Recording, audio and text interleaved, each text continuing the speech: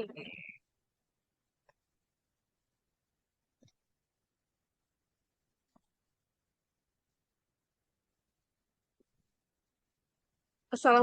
warahmatullahi wabarakatuh. Selamat pagi, Waalaikumsalam. Bapak-bapak dan Ibu-ibu sekalian. Bagaimana kabarnya hari ini? Alhamdulillah Alhamdulillah luar baik, biasa. Bu. Ya, saya harap kesehatan dan hatinya secerah hari ini ya.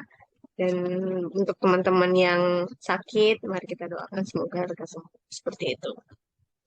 Nah, oke, sebelum mulai pembelajaran, mari kita berdoa berdasarkan agama dan kepercayaan masing-masing.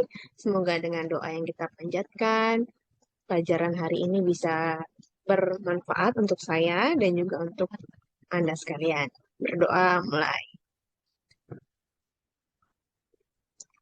Oke, berdoa selesai. Sebelum masuk ke materi pembelajaran, akan saya sampaikan dulu RPS mata kuliah kita ya. Ini, apakah sudah terlihat RPS-nya? Sudah? Belum, Belum ya, Bu? Belum, RPS-nya RPS-nya belum. belum kayaknya. Apakah harus stop share dulu ya yang ini ya? Ya, saya share yang ini. Ini adalah RPS-nya. Karena sudah terlihat Bapak Ibu Sudah. RPS-nya? Sudah, Oke. Bu. Karena universitas kita sudah menggunakan format RPS terbaru dengan kurikulum OBE, jadi memang RPS-nya bentuknya lebih lebih mutakhir gitu ya dengan format terbaru. Nah, ini adalah materi yang untuk mencapai CPMK 5 ya, yaitu mampu mengaplikasikan elemen dua dimensi berwarna yang memiliki kesan ruang dan prinsip estetika. Itu adalah capaian pembelajarannya. Sub CPMK yang mau dicapai adalah di mana mahasiswa mampu mengaplikasikan elemen bentuk yang kompleks dan memanipulasi teknik pewarnaan rendering monokromatik dan juga polikromatik. Itu terdapat di sub CPMK 8. Oke, kita balik ke slide materi ya. Selanjutnya, ini adalah satuan acara perkuliahan hari ini. Hari ini tanggal 29 bulan 5 2023, hari Senin, kita akan belajar dari pukul 8 sampai 9.30 ya. Ya, di tempat ini, di ruangan studio arsitektur lantai 2, saya selaku dosen pengampu, Dwi Rina Utami, dan juga sebelum memulai pelajaran, saya akan menyampaikan materi pelajaran hari ini ya, tentang teknik rendering dan monokrom ataupun polikrom. Ini saya ingin bertanya, apakah sudah disiapkan perangkat-perangkat yang kemarin diinfokan? Bagaimana? Perangkat keras yang harus dibawa mahasiswa adalah kertas A3, alat tulis, warna, bisa spidol warna, bisa pensil warna, cat akrilik atau cat lukis, dan juga kuas. Karena hari ini materinya sedikit teori namun lebih banyak praktikum ya. Bagaimana ibu-ibu, bapak-bapak? Apa sudah semua dibawa? Sudah, Bu. Oke, saya harap semuanya Sudah, Bu. udah dibawa ya.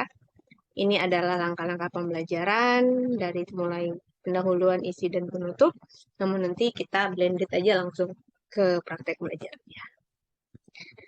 Oke, tahapan pertama saya ingin tahu dulu nih, gitu. Bapak-bapak dan ibu-ibu sebenarnya apa sih yang dipikirkan atau apa yang terlintas di kepala bapak dan ibu ketika mendengar kata-kata gradasi? Bagaimana Pak Gali? Apakah ada persepsi tentang gradasi apa ya? Persepsi. Paduan warna, Bu. Menurut Perpaduan saya. warna. Tepat. Terima kasih atas jawabannya. Selanjutnya, boleh bertanya untuk Bapak Afdal. Gitu. Apa Bapak pernah mendengar tentang istilah monokrom dan polikrom?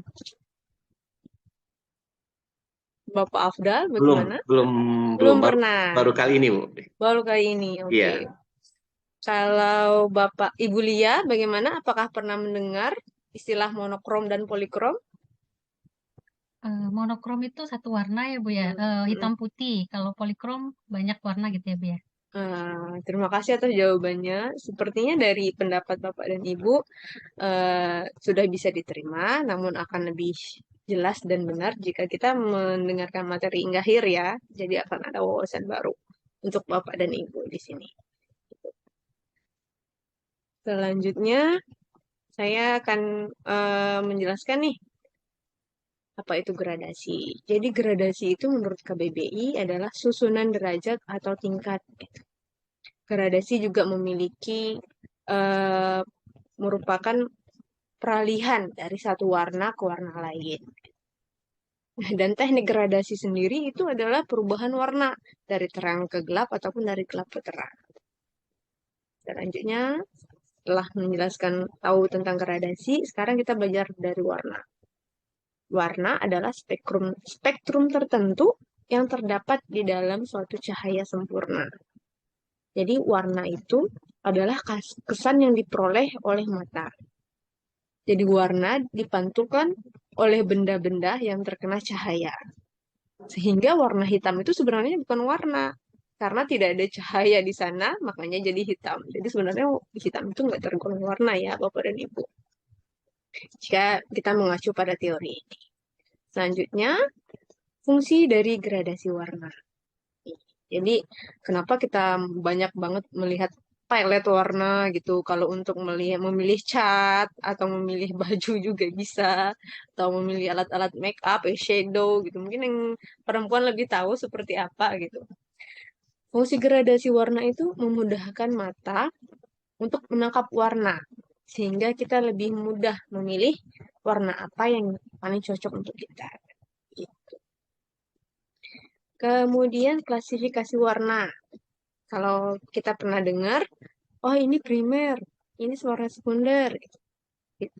Ini tersier, gitu. Jadi memang ada pembagian seperti itu Bapak dan Ibu. Jadi warna itu punya turunan-turunan.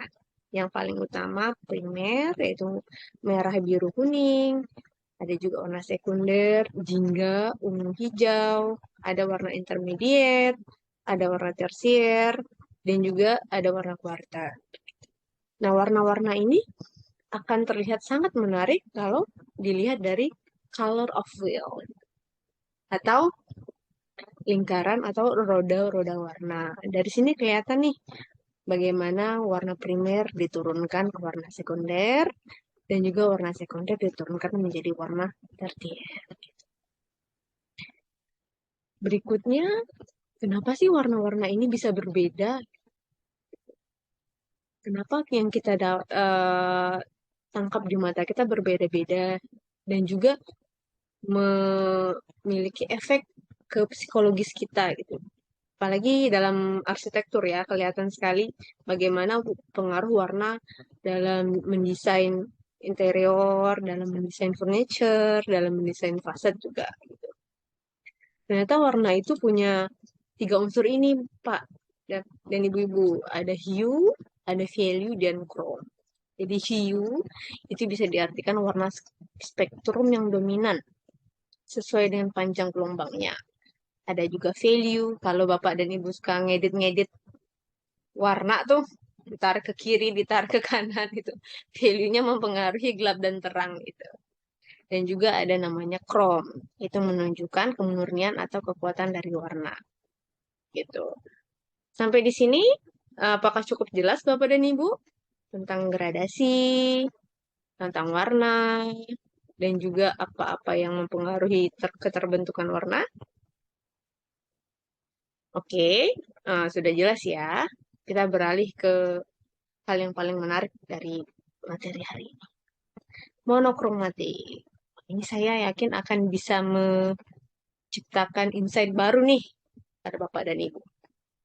Warna monokromatik adalah warna primer yang dicampur dengan warna hitam atau warna putih hingga menghasilkan gradasi warna tua maupun muda dengan intensitas yang berbeda. Kita langsung lihat contohnya ya. Ini. Ini adalah contohnya. Di sini kita bisa lihat bagaimana warna primer yang ada di tengah. Warna primer merah, biru, dan kuning. Semakin ditambahkan warna putih ke atas, maka warna merah itu semakin bias. Begitu juga ketika kita semakin banyak menambahkan warna hitam, maka warna merah itu akan menjadi semakin gelap. Seperti itu. Itu tadi yang monokromatik ya, gitu. Jadi bukan masalah hitam dan putihnya, karena hitam dan putih adalah campurannya. Yang paling penting penekanannya adalah ketika monokromatik adalah warna primer, seperti itu ya. Selanjutnya ke polikromatik. Polikromatik adalah warna sekunder yang dicampur dengan putih dan hitam. Jadi seperti ini nih aplikasinya Pak ini Bu. Kalau Bapak sukanya warna ungu, ketika dicampur putih, makin ke atas dia akan makin bias. Warna ungunya dicampur warna hitam, dia akan semakin bias juga. Gitu. Yang paling perbedaan intinya adalah di penggunaan warna itu tadi, antara primer dan sekunder. Selanjutnya, selain untuk memudahkan kita memilih sesuatu, warna itu punya efek psikologis terhadap seseorang. Makanya kalau ditanya, misal saya tanya nih, mohon maaf, Bapak Rahmat misalnya. Bapak Rahmat sukanya warna apa ya? Yang bukan warna tadi sebenarnya Bu, warna hitam. Jadi Bapak menyukai warna yang bukan warna ternyata ya, karena nggak ada di color of chart gitu ya. Gitu. Kalau laki-laki memang cenderung sukanya warna-warna maskulin seperti itu. Yang ternyata bukan warna gitu. Karena tidak ada cahaya. Sehingga yang ditangkap oleh mata kita adalah gelap gitu. Mungkin untuk eh, sebagian perempuan banyak sukanya warna-warna ungu atau hijau atau juga yellow gitu karena pemilihan warna itu sendiri terkait dengan kepribadian gitu sukanya apa dan ternyata warna-warna itu punya efek buat arsitektur nih jadi kalau kalian nanti ngerjain tugas studio diminta merancang ruang tidur nah, kira-kira warna apa nih yang mau dipilih Bapak Gali mau warna hangat atau warna dingin kalau untuk ruang tidur warna dingin Bu. Tapi warna saya dingin tapi saya senangnya hijau. hijau. Oke, mungkin akan memilih warna hijau dan turunannya. Gitu. Bagus itu pilihan yang tepat karena warna-warna dingin adalah warna yang digunakan untuk ruang-ruang yang cenderung menghasilkan efek rileks. Salah satunya ruang tidur atau ruang yoga. Gitu. Nah, terbalik nih. Jika kita memerlukan rangsangan warna untuk aktivitas yang cenderung aktif seperti ruang makan atau kantin sekolah atau namanya eh, aula-aula untuk olahraga itu lebih cenderung warna-warna yang makanya KFC warnanya merah. Makanya banyak-banyak ruang makan kantin-kantin sekolah ada orange, ada kuning seperti itu. Karena itu merangsang bagaimana keaktifan indera kita gitu. Selanjutnya, ini adalah salah satu aplikasi color palette ya, gitu. Bagaimana dia menggradasi warna dari merah, terus ditambah banyak putih menjadi pink. Begitu seterusnya. Biru, navy ditambah banyak-banyak putih, kemudian menjadi warna cyan seperti itu. Ini ada satu video yang bisa dilihat. Bentar. Ini adalah salah satu video bagaimana kita akan membuat palet warna seperti itu ya. Hari ini kita akan praktek gitu. Meskipun ini bukan cara yang wajib diikuti, mungkin kalian juga punya teknik sendiri seperti itu, tapi outputnya akan seperti ini. Gitu. Bagaimana dia membuat palet warna.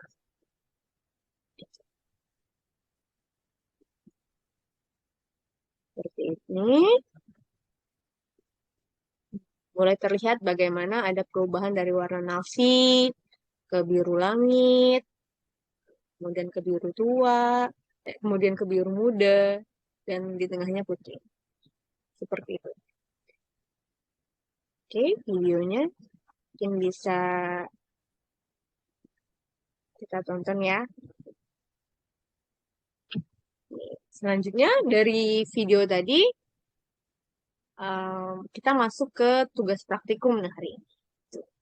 Kita harus di mana SOP-nya adalah sebagai berikut ya. Satu kelompok terdiri dari 5 orang. Kalian bisa memilih bentuk 2 dimensi yang kalian suka.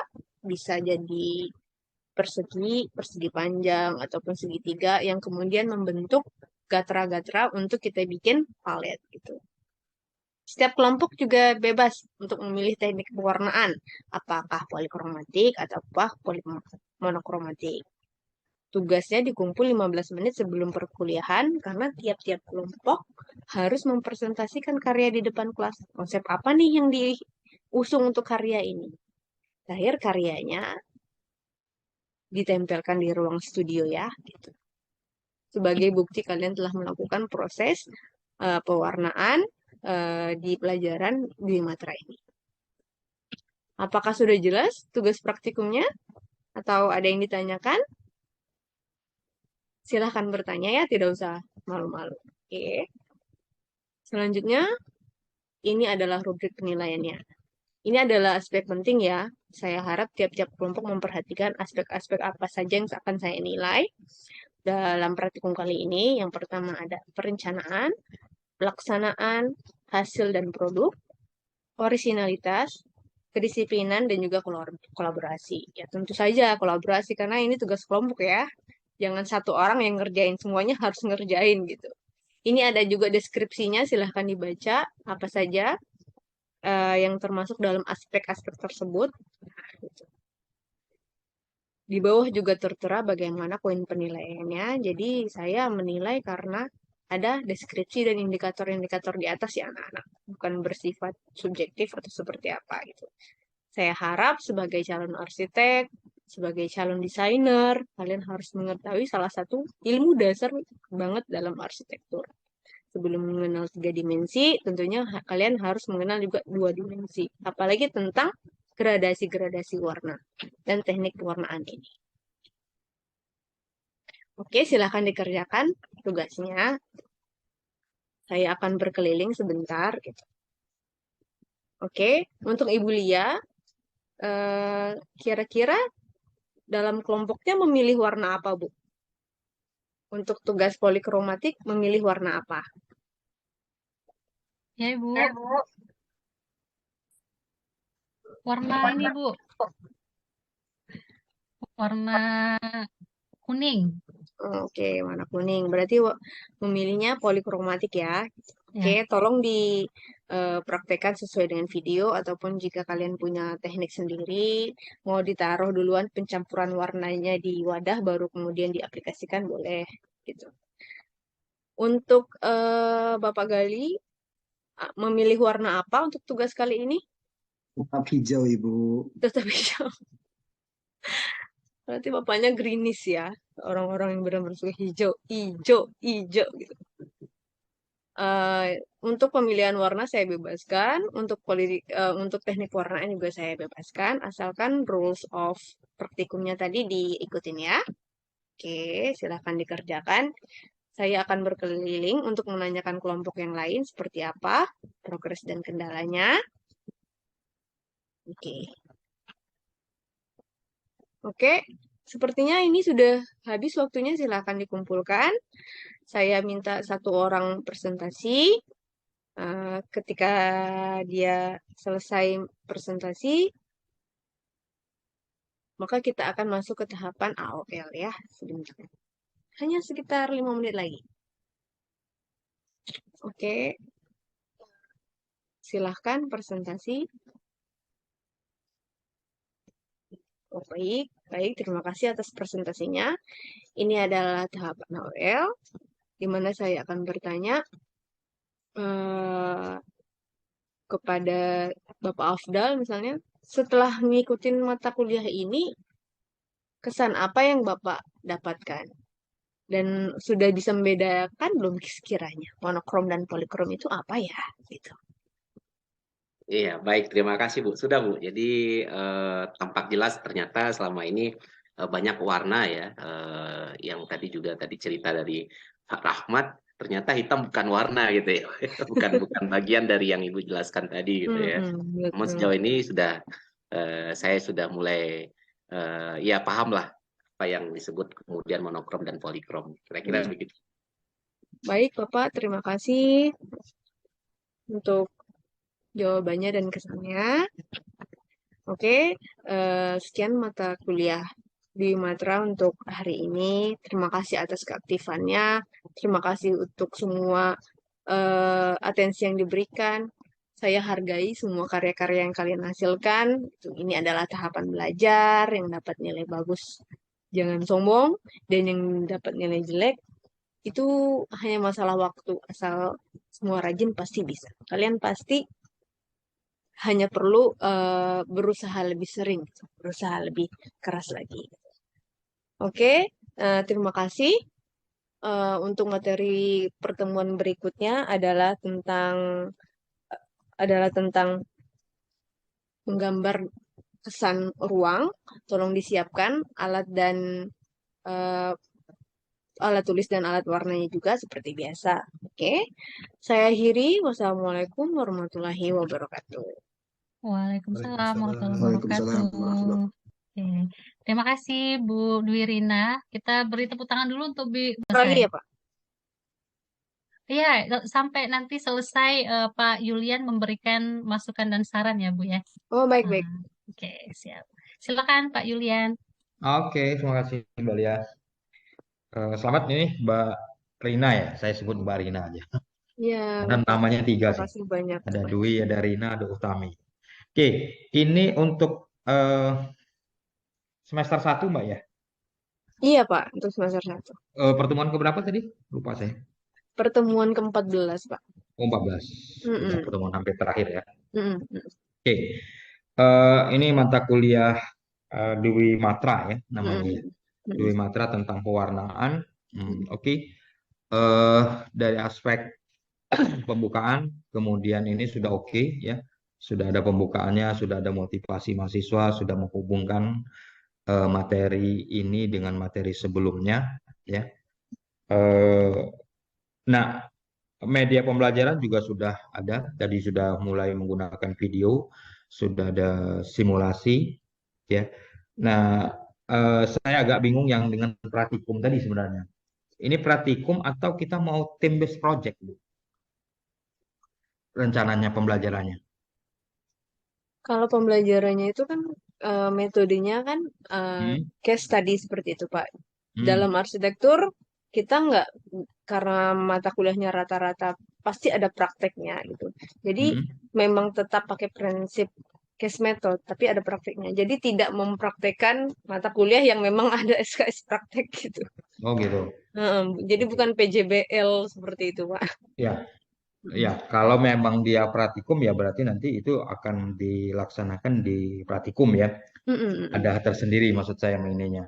Nah, tapi kalau dia team based project mungkin bisa juga sih sebenarnya karena ini tadi bisa di kelas sebenarnya ya. Iya, Jadi di kelas kegiatannya. mahasiswa bisa disuruh bawa alat segala macam pada saat ini proses pembelajarannya di kelas. Kemudian ya suruh mereka untuk bisa mempraktekkan atau tim based project. Ada project nih, Anda harus menyelesaikan ini dan itu bisa ditunggu ya tadi ya, kayaknya seperti itu. Nah kalau itu bisa, mungkin itu ya metode pembelajarannya. Jangan, tapi kalau mau memang ada praktikumnya ya diselesaikan dengan. Tapi kalau di praktikum mungkin dia akan lebih banyak lagi ininya tugas-tugasnya, project-projectnya dalam pengertian ya itu tadi. Di praktikum itu seperti yang kita ketahui dia punya waktu sekitar 170 menit untuk satu SKS. Berarti apa? Kalau yang seperti hanya 5 menit atau 10 menit mereka bisa melakukan ya mungkin nggak cocok di praktikum ya.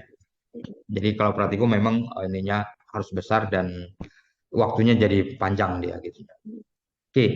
Nah, untuk media pembelajaran sudah oke sih. Tapi mungkin ada nggak ya simulasi dari hal pewarnaan?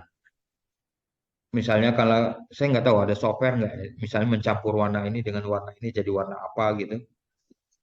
Kalau untuk software ada, Pak. Tapi Ada ya?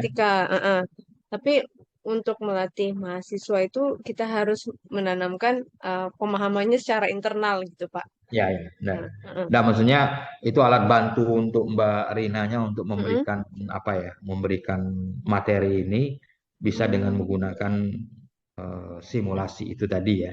Kalau memang ada softwarenya. Ya. Karena ini memang warna itu nggak bisa dilihat dari aspek apa ya, hanya dengan mata aja susah itu ngelihatnya. Ya, perbedaan gradasi warnanya itu susah ngelihatnya. Makanya kalau dia dengan menggunakan software itu akan kelihatan. Karena komputer mampu untuk bisa melihat apa ya, perbedaan 1 juta warna itu mungkin mereka bisa komputernya. Tapi kalau mata kita nggak bisa biasanya kan gitu. Nah mungkin ini yang perlu kita tekankan. Jadi ada gradasi warna saja itu sudah berbeda secara nomor atau biasanya ada nomor ya gitu ya. Mm-mm. Saya nggak tahu kalau di arsitek mungkin dia pakai nomor atau enggak gitu. Ada Nah, nomor dan mungkin ada namanya. ya ada namanya. Nah mungkin itu juga diperkenalkan juga dengan ininya. Oke, tadi saya ngelihat ada apa ya? Sepertinya ada tugas yang diberikan ke mahasiswa dan itu ditunggu tadi ya kalau nggak salah Mm-mm. di kelasnya. Mm-mm. Nah, mungkin nanti pada saat real teaching, kalau ini tidak berubah materinya antara peer teaching dengan real teachingnya, Mm-mm. mungkin nanti kita coba lihat seperti apa implementasinya di apa ya di kelas ya. Tapi saya nggak tahu ini apa pas nggak waktunya ya itu masalahnya. Tapi pas ya Sebenarnya mungkin pas, Mbak. Pak, pas ya. sebenarnya saya sudah mempraktekkan kelas ini di semester 1 sebelumnya. Oke, nggak apa-apa. Sistem seperti Diulang ini. aja lagi kalau memang ininya. Mm-mm. Karena kita sekarang ini udah UAS kan minggu-minggu ini. Tapi kalau Mm-mm. memang nanti bisa diterapkan, alangkah lebih baiknya. Jadi mahasiswa diulang kembali untuk bisa memberikan materi ini di real teachingnya. Ya, mudah-mudahan itu bisa. Dikondisikanlah mahasiswanya. Iya. Oke, siap. Terima Eh, kasih banyak Bapak, Makasih Bapak banyak Yulian. Mbak Rina ya. Jadi secara umum sudah oke karena secara ininya sudah juga memotivasi mahasiswa untuk bisa aktif tadi ya. Walaupun itu memang harus dioptimalkan lagi sih sebenarnya nanti ya. Jadi diskusinya mungkin lebih dibuka lagi ruang diskusinya. Oke, mungkin itu saja ya. Nanti kita Terima tunggu di kasih. real teachingnya. Mudah-mudahan sukses, aman. Ya, Yuk, amin. Terima kasih. sama-sama. Saya kembalikan ke Mbak Lia. Oke, terima kasih Pak Yulian. Oke, Mbak Dwi Rina, semoga sudah dicatat ya Mbak ya, saran dan masukan dari Pak Yulian. Oke, boleh stop record Mbak.